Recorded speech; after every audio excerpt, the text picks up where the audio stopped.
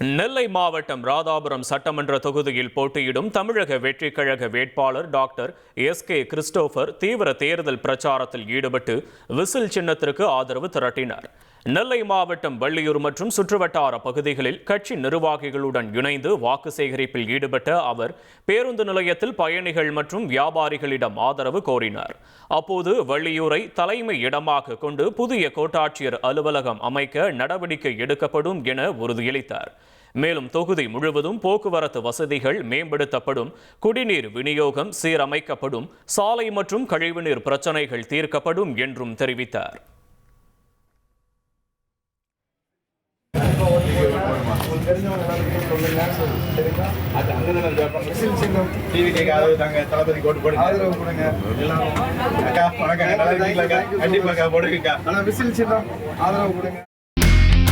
இனி செல்லும் இடமெல்லாம் செய்தி.